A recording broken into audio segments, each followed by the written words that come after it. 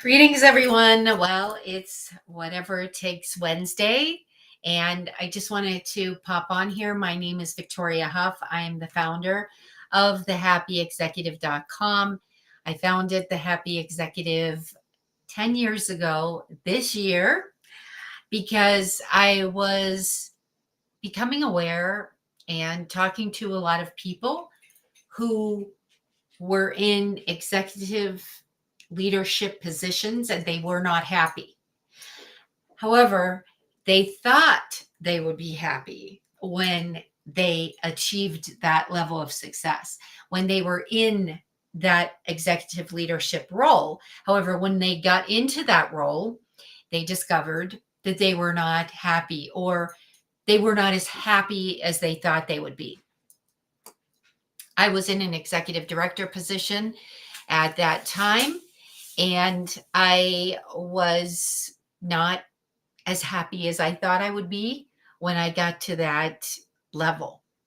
Now, part of it is because I was trying to juggle everything and, being a working mom. My uh, children were 10 years younger at that time. Obviously, now they're 23 and 18.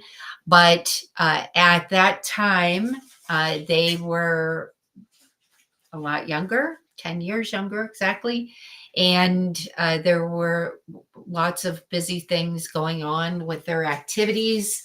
Uh, it also gotten divorced from their father. So that meant that I was head of the household. And, we were doing our co-parenting as best we could. However, it was anything but easy. It was not easy.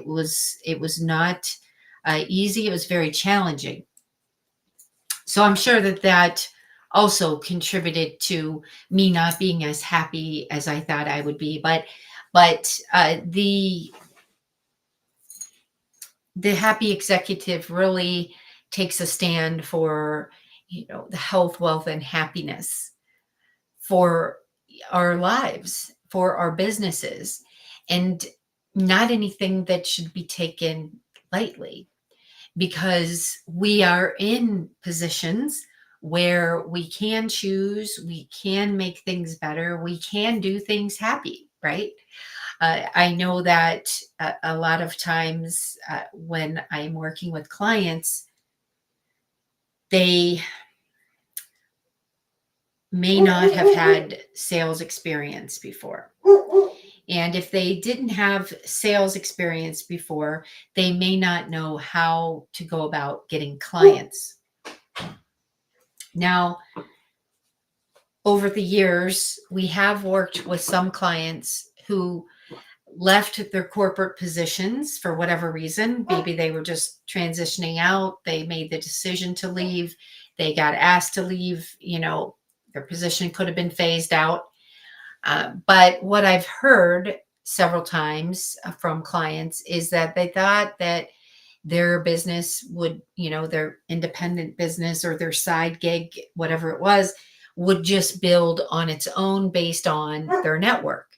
And some of the clients that we've worked with have had really extensive networks, experience with Fortune 50 companies. However, when it came to the consistency and the sustainability of their own business, it was difficult to achieve that level of success unless they had a sales process and a marketing process to precede that.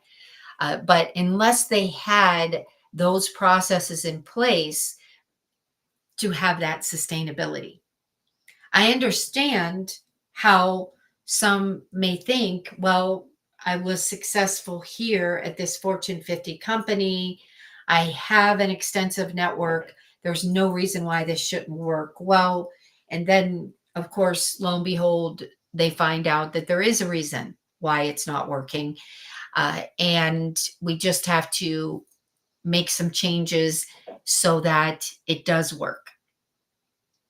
If there's one thing that I've learned about being in sales for pretty much my whole career, except for 2 years when I was in operations at AT&T, it's that we must be intentional. We must be intentional with our goals, our KPIs. We must be intentional with our sales and marketing processes. I was just leading a mastermind call, and we rotate between 3 different topics, which I feel are very extensive: leads, conversions, and fulfillment.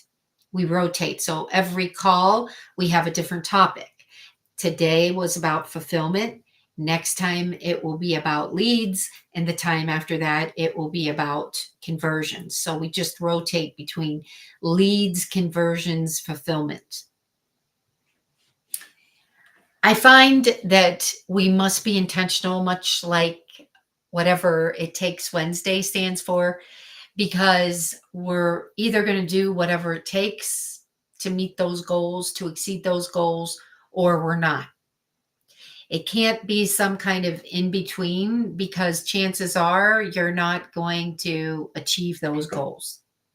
So my question to you is, are you willing to do whatever it takes to get things done? Now that, of course, means within the auspices of the law, right? But we really have to have that mindset. And I encourage you, if you just try things and see how they work, I encourage you to consider changing your mind to a more of whatever it takes mindset. And the reason why I think that's important is because it's something I learned from one of my greatest mentors. When we would be collectively on group calls, one of my greatest mentors would be leading the call, and he would be taking questions. Many of the questions were about client scenarios. Like, this happened with this client. What would you recommend? And we like to call him King Carl. Or we'd say, we were getting ready, we were in the process. This client was in our pipeline. We had been going through, the process, and the client didn't close. The, prospect went dark. What do you recommend we do? So what I noticed after being on a few of those calls was that King Carl would say, he would give us a possible action, right? Like, he would say, well, why don't you consider sending them an email, or why don't you consider sending them a text and just ask them how they're doing, or ask them how their event was the night before, kind of thing. And then he would follow that up by saying, or do whatever it takes. And like I said, after being on a few of these calls and learning what the process was, I really started, like, it clicked. I was like,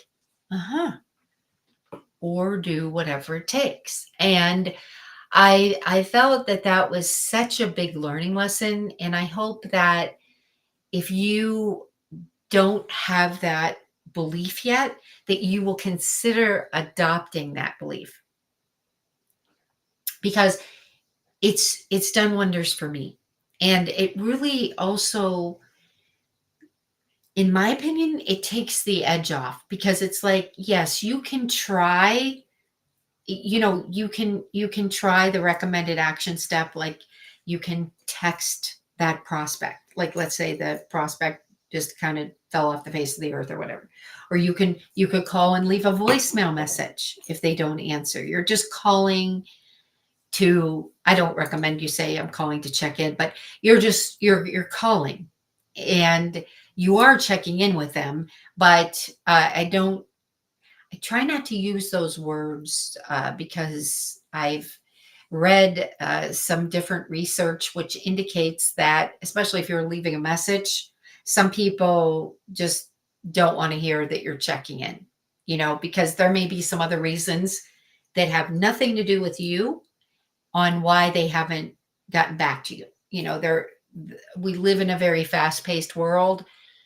We don't know exactly, obviously in every case, what's going on with that prospect. There could, yes, it could be a financial reason why they're not able to meet again. It could be a personal reason. It could be a health reason. There are many different reasons. But anyways, as I'm saying about the whatever it takes mindset, it's just reassuring to know that everything is not cut and dry. Everything is not black and white on paper. And what that really meant to me was, we should ask, our trusted advisors for a recommendation.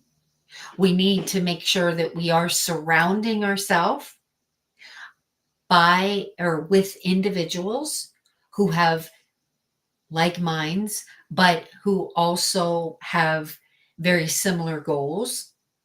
Like, as an example, if it's to, build your company to $3 million, if it's to, onboard 10 clients, it's good to have the like-minded individuals who have very similar goals so that you can celebrate your successes, so you can ask for feedback and trusted feedback, because, I'm quite sure that you probably have solicited advice or asked for advice, maybe from a family member who doesn't understand what you're doing, or may not even be in the same industry, or maybe not even working to the capacity that you are.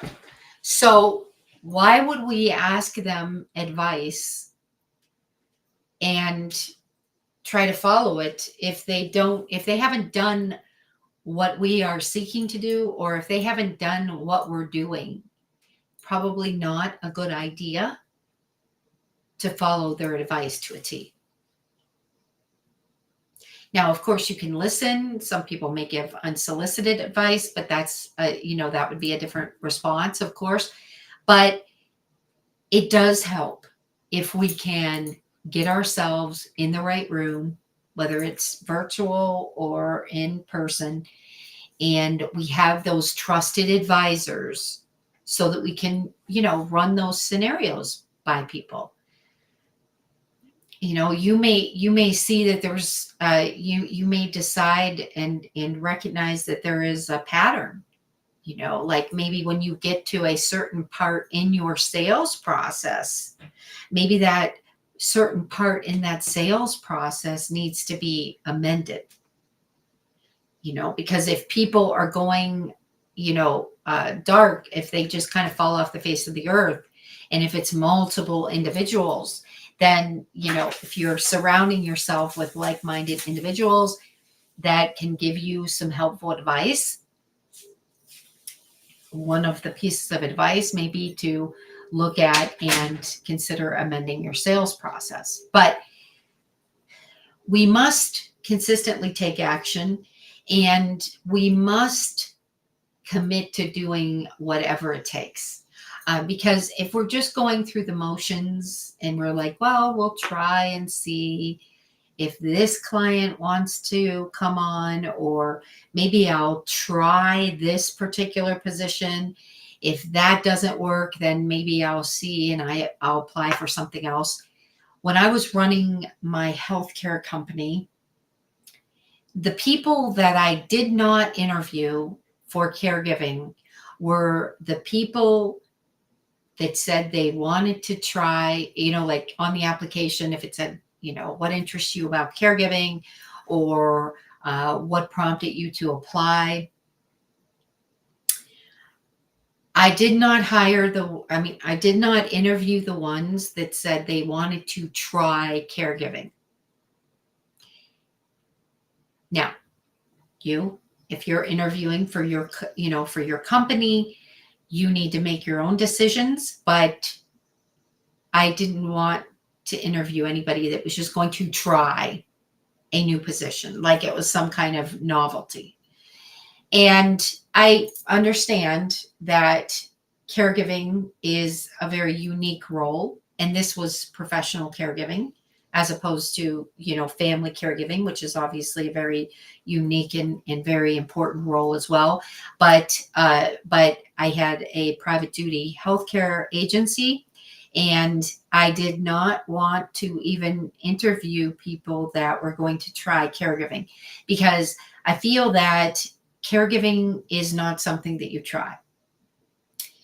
Caregiving is something that you would commit to, that you would be interested in, that you would train. Preferably, I like to hire people that had already been working in a caregiver role. Maybe it was family caregiving, but some kind of experience with caregiving, because caregiving is a very difficult position. It is not easy. It is also not the highest paid role. And they have emotional challenges. It could be physical challenges, even though the laws have been put in place to, let clients know that caregivers shouldn't be lifting anything more than 25 pounds. We always they were considered employees, so we had workers' comp on them.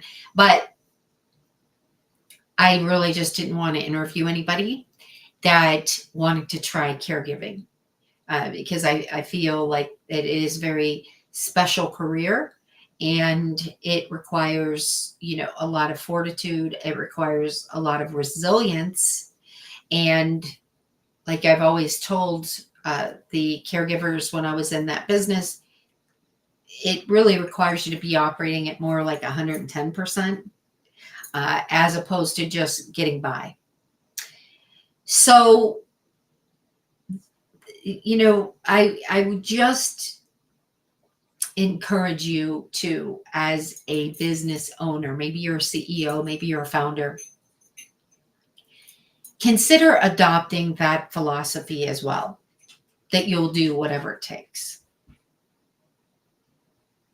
Because you, as the leaders, if your teams, whether they're independent contractors or employees, if they see you doing whatever it takes, if they hear you talking about doing whatever it takes, then chances are they may follow in line with you.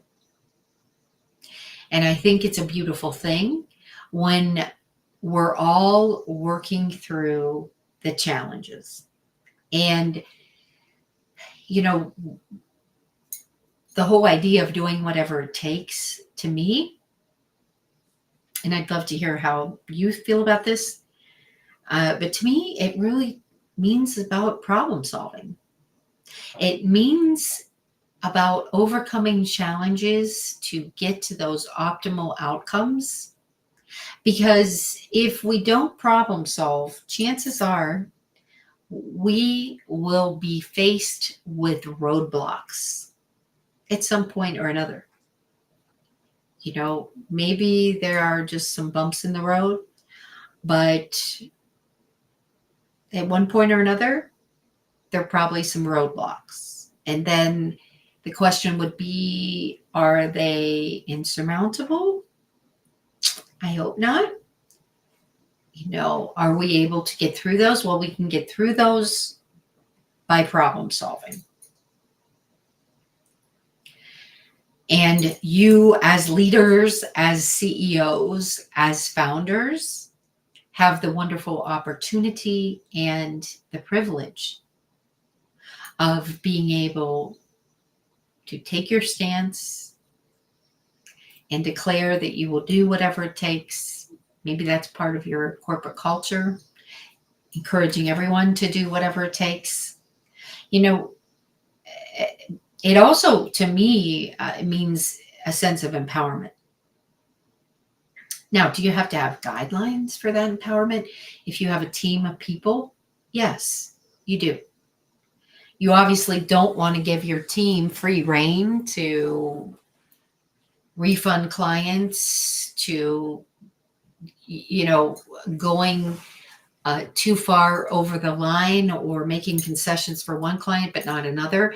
You definitely have to have a protocol. You have to have some guidelines.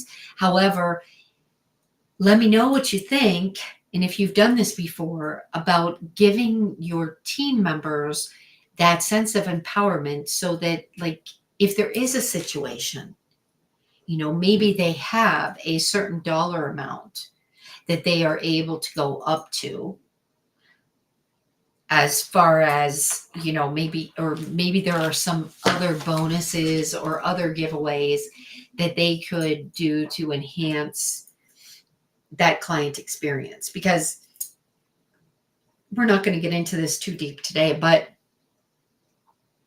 you know, the client experience, maybe you call it a customer experience, that's super important. Everybody has to be on the same page and doing whatever it takes to allow that customer, that client, to have the best experience ever.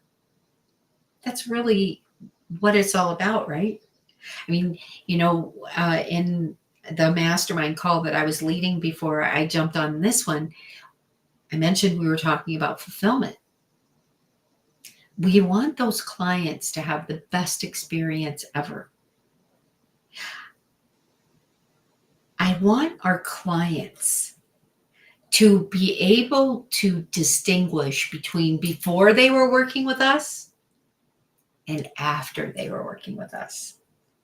Because to me, if they can look at us as difference makers, and they can look at us as far as like the before and after, like, they'll never be the same again. I like to look at it that way because that keeps me focused and my team focused on making sure that we can do everything we possibly can with an allocated sense of empowerment, of course. And then, of course, if, you know, there is something that needs to be done and that's kind of above or outside the recommended sense of empowerment, then it's just about that team member reaching out, following the process to make sure that they're able to ask for the additional concessions, or they're able to ask for, you know, special permission. But it does need to be within the auspices of your guidelines, because otherwise, if you just gave everybody free will in that sense, then it may not work out very well. So you do have to have guidelines, but a sense of empowerment is huge. And I feel that that goes along with the theme as far as whatever it takes. So, you know, as leaders, we need to be able to instill in our team that we want them to do whatever it takes for our clients. And then if they need some additional help, if they have some questions, they can always get a hold of us or get a hold of the appropriate person. Maybe it's a director level manager, so that they can do the right thing for the client. So let me know what your idea of whatever it takes is, or maybe you don't believe in adopting a philosophy of whatever it takes. Maybe you have reasons for that. Let me know. I'm curious. I'd love to share ideas. I think that if it's one thing that I'd like to change and encourage more people to adopt that philosophy of whatever it takes for the individuals that just try. I think that word, that phrase should be replaced with, I'll do whatever it takes. I'm committed to do whatever it takes. Instead of even allowing yourself or hearing it from a team member that you will try. In that case, when I hear stuff like that, I feel that trying is just an easy way out. If you commit and your team commits to doing whatever it takes, then to me, what that means is we will find a way.